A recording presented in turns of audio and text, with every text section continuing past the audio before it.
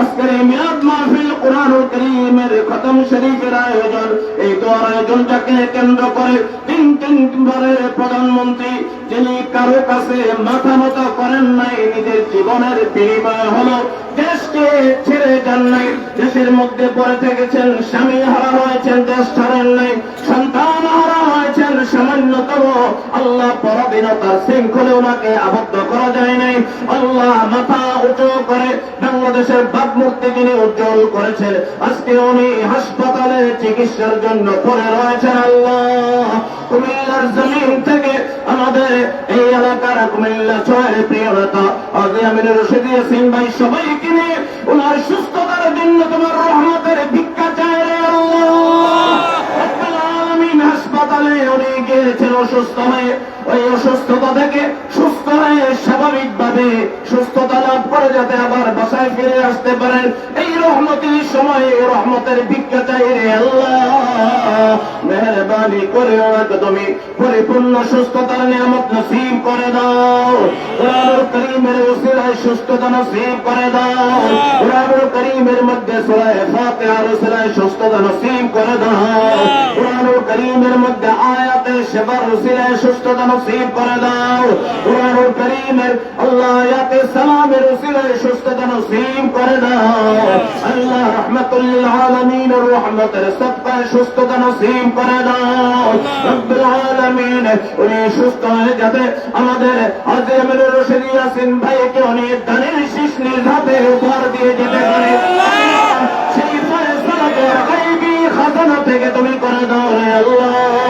আল্লাহ ইয়াসিন ভাই পরিচ্ছন্ন ব্যক্তিত্ব, উনি শৃঙ্খলা মেনে চলেন। রব্বুল আলামিন সুশৃঙ্খল শান্তি প্রিয় মানুষ, আদব কায়দাওয়ালা মানুষ। আল্লাহ আদব কায়দাওয়ালাদের পক্ষে আদব কায়দা হয়ে আমাদের নিজেদেরকে গড়ে ওঠার তৌফিক নসিব করে দাও।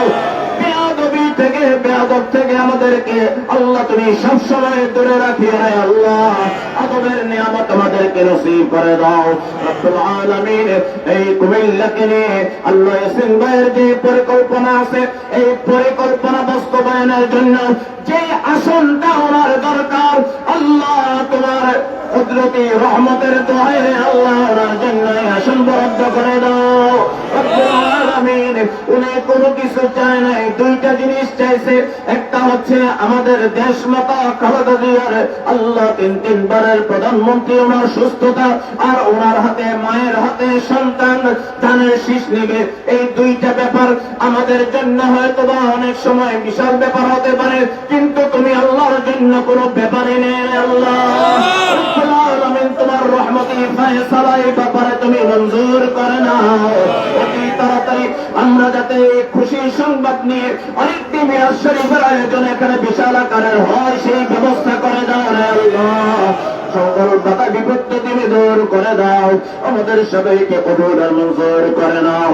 আল্লাহ বিএনপির ভারপ্রাপ্ত চেয়ারম্যান তারেক রহমানের নেক হায়াত নসিব করে দাও, উনি যাতে দেশে এসে দেশের হাল ধরতে পারেন, আল্লাহ মায়ের সাথে সহযোগী হিসাবে তাদের হাল ধরতে পারেন, সেই তৌফিক নসিব করে দাও, আমাদের সবাইকে কবুল করে নাও।